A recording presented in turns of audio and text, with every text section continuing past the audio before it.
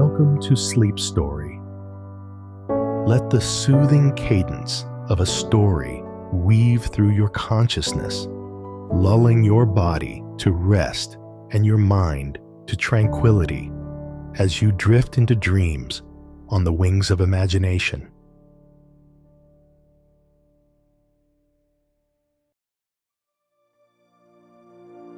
But Zhong Fei rushed to the bottom of the pass. The barricades are like rain, not to go back. The 8 vassals invited Yuan, and Zhong to congratulate him on his success, and sent people to Yuan Xiao's fortress to report the success. Xiao then moved to Sun Jian and ordered him to advance. Jian led Cheng Pu and Huanggai to meet Yuan Shu in his fortress. Jian drew the ground with his staff and said, "Dong Zhuo and I have no enmity with each other. This time I bravely, personally risked the stones, to fight to the death, the upper for the country to fight the thief, the lower for the general's family's privacy." But the general listened to slander, not send food and grass, so that Jian defeat, general, how to be safe, the art of fear and speechless, ordered to behead the slanderer, to thank Sun Jian. Suddenly, someone reported to Jian, saying, "There is a general at the pass who came to the fortress on a horse and wanted to see General." Jian resigned Yuan Shu, returned to the fortress, called to ask, "Is Dong Zhuo's favorite general Li Ju?" Jian said, "What are you doing here?" Zhu said, "The Prime Minister's respect, but General here. This envoy due to marry. The Prime Minister has a daughter, want to match the General's son." Jian was furious, shouted, "Dong Zhuo against the sky, swept away the royal family. I want to raise its 9 clans, to thank the world, and willing to marry with the traitors. I do not behead you. You should go quickly, early off a pass, spare your life. If you are late, you will be crushed to pieces." Li Ju scurried away and returned to Dong Zhuo, saying that Sun Jian was so rude. Zhuo was furious and asked Li, Are you said, Marquis when is newly defeated, and his soldiers have no desire to fight? Not if you lead the troops back to Luoyang, move the emperor in Chang'an, in order to answer the rhyme. Recently, the market nursery rhyme says, "A hon in the west, a hon in the east. Dear walk into Chang'an, so that there is no such difficulty." I think the words Wester Hon is to be Guozhu Wang in the western capital of Chang'an, passing 12 emperors. Easter Hon is to be Guangwu Wang in the eastern capital of Luoyang, now also passing 12 emperors. The heavenly fortune is merging back. Prime Minister moved back to Chang'an, can be safe. Zhuo rejoiced and said, "Not your words. I really do not understand." So led Lu Bu Starry Night back to Luoyang, discussed moving the capital. Gathered civil and military in the hall. Zhuo said, "Hon Dong Du Luoyang, more than 200 years. The number of gas has declined.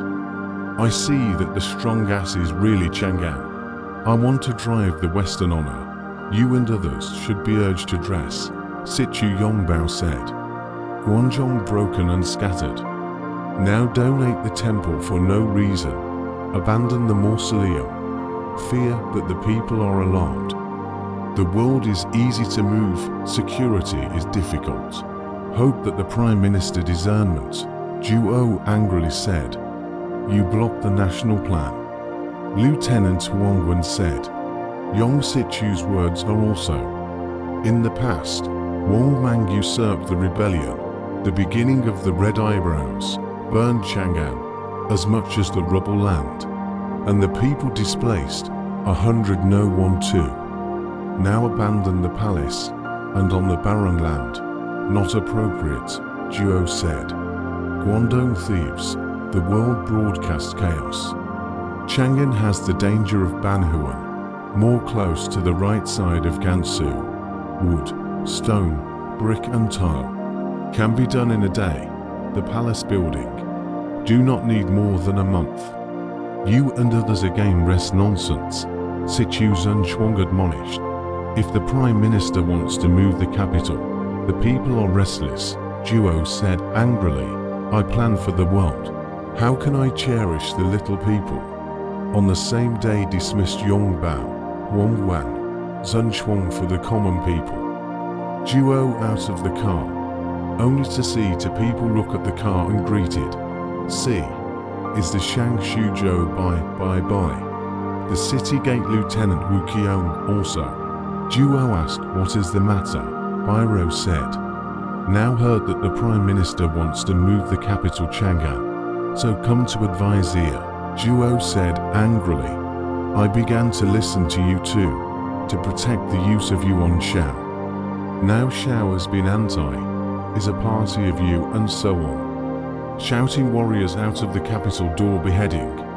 Then ordered to move the capital, limited to the next day, will be carried out. Li Yu said. This lack of money and food, Luoyang rich households are very many, can be registered into the official. But Yuan Shao and other disciples, kill their clansmen and copy their family wealth, will get a huge amount of money. Zhuo immediately sent 5,000 iron horsemen to capture the rich families in Luoyang, which totaled thousands of families, inserted flags with rebellious ministers and clansmen written on their heads, beheaded them all outside the city, and seized their gold and money. Li Ju and Guosi drove millions of people from Luoyang to Chang'an. Each group of people and the army dragged each other to their deaths in the gully, which were too numerous to count. They also let their soldiers rape people's wives and daughters, and take away their food. The sound of their cries shook heaven and earth. If there is a late line, the back of the 3,000 army urged the supervisor, the army hand white blade, in the road to kill. Zhuo before the line, teach the door to set fire to the residents of the house, and set fire to the temple palace. North and south of the two palaces, flames connected. Chang'an Palace courts all scorched earth, and sent Lu Bu to excavate the mausoleum of the late emperor and concubines, to take the gold and treasure. Soldiers take advantage of the situation to dig the graves and mounds of the officials, and citizens are exhausted. Dong Zhuo loaded more than thousands of carloads of gold beads, satin and goodies, robbed the Son of Heaven and the consort, etc., and even looked to Chang'an to go. Zhao Fen, a general of Zhuo, saw that Zhuo had abandoned Luoyang and left, so he offered the Bishui Pass. Sun Jian drove his troops in first. Zhuanda, Guan and Zhong entered Hujing Pass, and all the lords led their armies in. Sun Jian flew to Luoyang and saw the flames in the sky and the black smoke on the ground, and there were no dogs and chickens in the area for 200 to 300 miles. He sent his troops to put out the fire, and then he ordered all the feudal lords to put their armies on the barren land. Cao Cao came to see Yuan Shao said, now Dong Thief West can take advantage of the situation to pursue the attack. Benchi pressed troops. Why? Shao said. The troops are tired, so I'm afraid it's useless to advance, Cao said. Dong thieves burned the palace, hijacked and relocated the Son of God. The sea shook. I do not know where to go. This is the time of the death of the sky. A battle and the world is settled. Why do you all have doubts and not enter? All the lords said not to move lightly. Cao was furious and said, the vertical sun is not enough to plan with. So he led more than 10,000 troops, leading Sha Hu Dun, Sha Hu Yuan, Cao Ren, Cao Hong, Li Dian, Le Jin, and came to catch up with Dong Zhuo by night. When Dong Zhuo arrived at Xingyang, the governor Su Rong came to receive him. Li Yu said, The Prime Minister has abandoned Luoyang, so I am afraid there will be pursuers.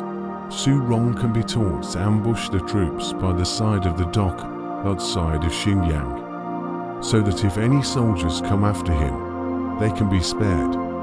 Wait for me to be defeated here, and then intercept and cover up the killings. I will not dare to pursue them again. Zhuo followed his plan and ordered Lu Bu to lead his elite troops to curb the rear. While Lu Bu was traveling, Cao Cao's army caught up with him. Lu Bu laughed and said, as expected of Liu. Cao Cao set out his horse and shouted, I'm not surprised Liu is here. Cao Cao stepped out and shouted, Traitor, where do you want to go? Lu Bu cursed, You're a coward for betraying your master, so why do you speak so presumptuously? Xiahou Dun jumped on his horse and attacked Lu Bu. The battle is not a few rounds. Li Ju led an army from the left to kill. Fuck urgent order Xiahou Yuan to meet the enemy. On the right, Guo Si led an army to kill, and Cao Ren was ordered to meet the enemy. The three armies were unstoppable. Xiahou Dun was unable to resist Lu Bu, so he flew back to the battlefield. Bu led the Iron Cavalry to cover up and kill. Cao's army was greatly defeated and looked back at Xinjiang and left. When he reached the foot of a deserted mountain, it was about 2 o'clock and the moon was as bright as day. Cao Cao had gathered his troops and was about to cook when he heard shouts of Su Rong's ambush. Cao Cao scrambled his horse and fled down the road, but he ran into Su Rong and turned to leave. Su Rong shot Cao Cao in the shoulder with an arrow. Cao Cao escaped with the arrow and made his way over the hill. To soldiers ambushed in the grass, saw Cao Horse, 2 shots. Cao Horse shot and fell. Cao rolled over and was captured by the 2 soldiers. A general flew in, waved his sword and killed the 2 soldiers, and then got off his horse to save Cao Cao. Cao Cao looked at him and saw that he was Cao Hong. Cao Cao said, I'm going to die here, so let's go. Hong said, you should get on your horse. Hong would like to walk. Caviar said, the thieves catch up. What will you do? Hong said, the world can be without Hong, not without Gong. Cao said, if I regenerate your strength, fuck on the horse. Hong stripped off the armor, dragged the knife with the horse and go. About walked to 4 more, only to see a big river in front, blocking the way, behind the shouts gradually approaching. Fuck said, life has come to this, cannot be resurrected. Hong quickly helped Cao dismounted, removed the robe and armor. Negative Cao crossing the water. Only after crossing the other bank, the pursuers had already arrived, firing arrows across the water.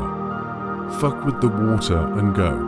Then the dawn, and walked more than 30 miles, under the mound of rest.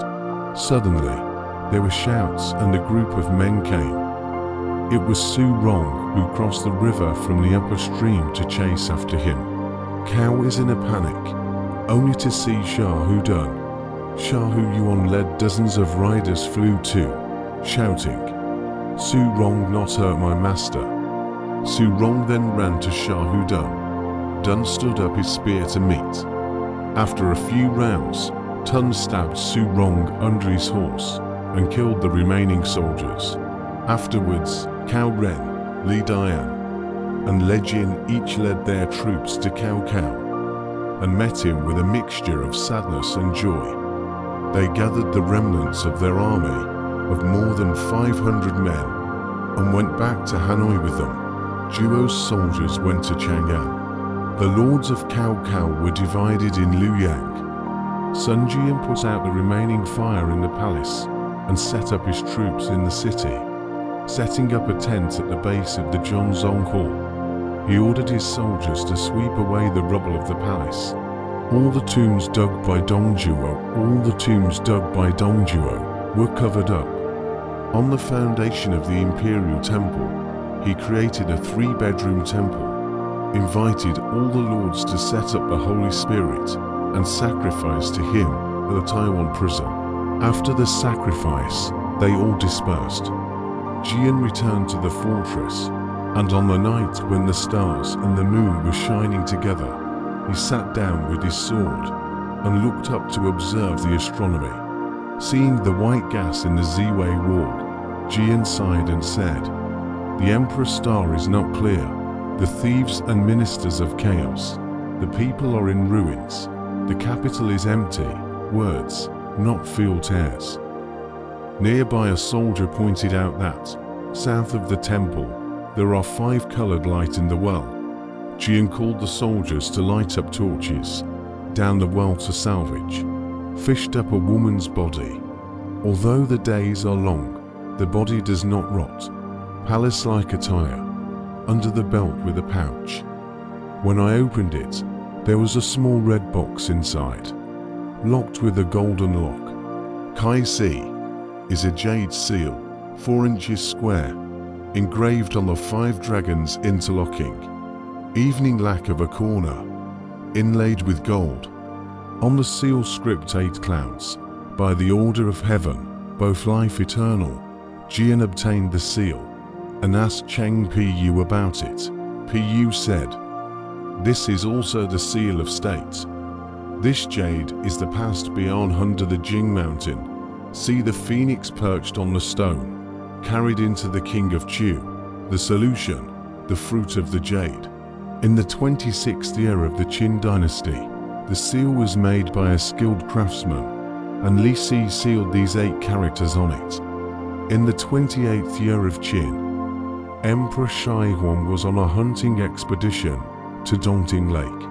When his boat was about to be overturned, he threw the jade seal into the lake and stopped.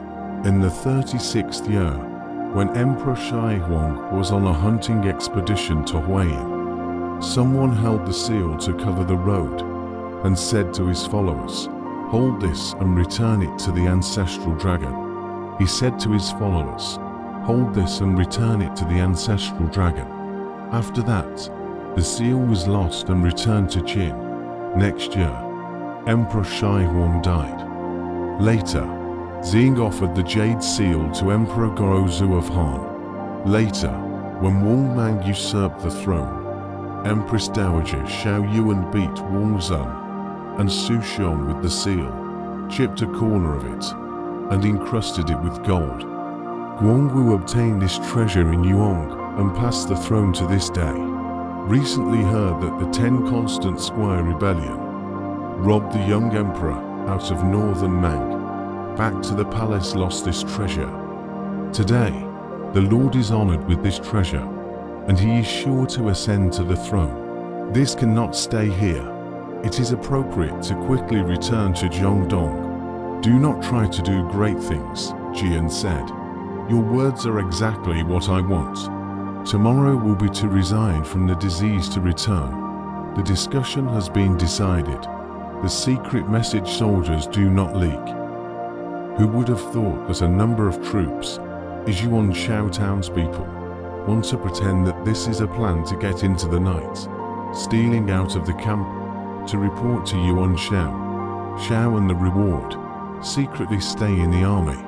The next day, Sun Jian came to say goodbye to Yuan Shao. Said, "Jian hold a small disease, want to return to Chongsha. Specially come to say goodbye to the public." Shao laughed and said, "I know the public disease is harmful to the seal of state here." Jian lost color and said, "Where did this come from?" Shao said, "This time, the army to fight against the bandits. For the country to get rid of the harm. Jade seal is the treasure of the court. The public has obtained. When the public to stay in the alliance, waiting for the execution of Dongzhuo, back to the court. What do you want to do if you hide it now?" Jian said. "Why is the jade seal in my place?" Shao said. "Where is the object in the well of Zhongzong Hall?" Jian said. I do not have it. Why force to force? Zhuo said. Make a quick takeout. To avoid trouble, Jian pointed to the sky and swore. If I get this treasure and hide it privately, I won't have a good life in the future, and I will die under the sword and arrows, the Lord said. When Daiso said oath, I think there must be no. Zhuo called the soldiers out and said, when you salvaged it, was there such a person? Jian was furious and drew his sword to chop the sergeant. Zhuo also drew his sword and said, you are deceiving me by chopping the soldier. Behind Zhuo, Yan Liang and Wen Shu unsheathed their swords. Behind Jian, Cheng Piyu, Wang Gai, and Hong Dang also had their swords in their hands. All the vassals tried to stop them. Jian then mounted his horse and left Liu Yang. Zhuo was furious, so he wrote a letter and sent his men to Jingju to send it to Liu Bao, the prisoner of the imperial household, to intercept and seize it on the way. The next day, people reported that Cao Cao chased Dong Zhuo and fought in Xinjiang, and was defeated and returned. Zhou people to pick up to the fortress will be crowded with wine and play to relieve boredom. During the banquet, Cao Cao sighed and said, I have been working for the country to get rid of the thieves.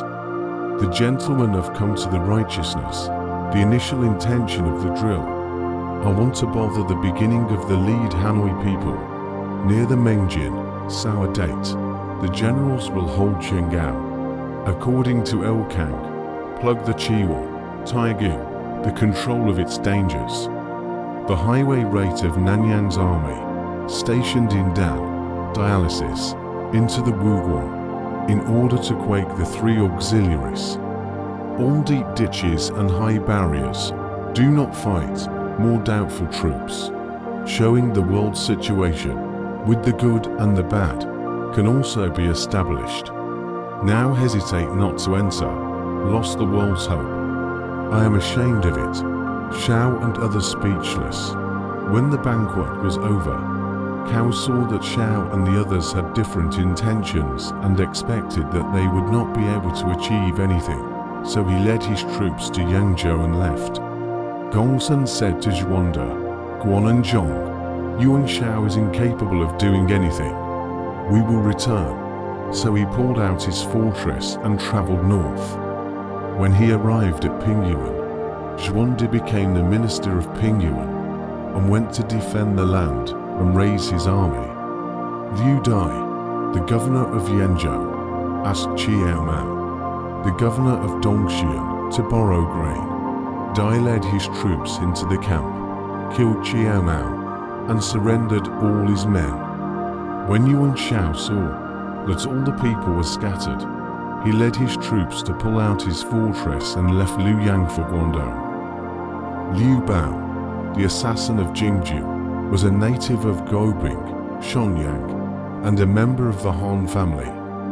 He was a good friend to 7 famous scholars, who were known as the 8 Junes of Zhongxia. Those 7 people, Chen Xiong of Ar Yunnan, word Zhonglin, Fan Pang of the same county, word Mengbo, Kongyu of Ar Yuguo, word Shiyuan, Fan Kong of Bahai, word Zhongzhen, Tan Shixi of Shenyang, word Wenyu, Zhong Jian of the same county, word Yuanya, Thenya of Nanyang, word Gongzi. Yu Bao was friends with these 7 people. He was assisted by Kuai Liang and Kuai Yue, who were from Yamping, and Sai Mao, who was from Xiangyang. At that time, after reading Yuan Xiao's book, he ordered Kuai Yue and Sai Mao to bring 10,000 soldiers to intercept Sun Jian. When the Jian army arrived, Kuai Yue set up the formation and was the first to come out of his horse. Sun Jian asked, "Why did Kuai Yi do lead troops to intercept my way?" The Moor said, "You are Han's ministers. How to hide the treasure of the country? Can quickly left. Let you return." Jian was furious and ordered Huang Gai to fight. Simao met him with his sword. A few rounds into the fight, Gai swung his whip and struck Mao, hitting him right in the heart mirror. Simao turned back his horse and left. Sun Jian took advantage of the situation and killed him at the border. Behind the mountain, golden drums were sounding, and it was Liu Bao himself who led the army. Sun Jian saluted at once and said, "Why did Jing Shun believe in Yuan Shao's book and push the neighboring counties?" The table said, "You hide the seal of state, will want to rebel." Jian said, "If I have this, I will die under the sword and arrow." The table said, "If you want me to believe you, let me search your luggage." Jian angrily said, "You have any power, dare to underestimate me." Liu Table retreated when he was about to engage. Jian rushed away with his horse, and the ambushed troops rose up behind the two mountains, and Simao and Kuai Yue came behind him, trapping Sun Jian in Gaixin. "This is exactly what I mean. The jade seal is useless, but this treasure is the cause of the sword." After all, how did Sun Jian get out of the trap?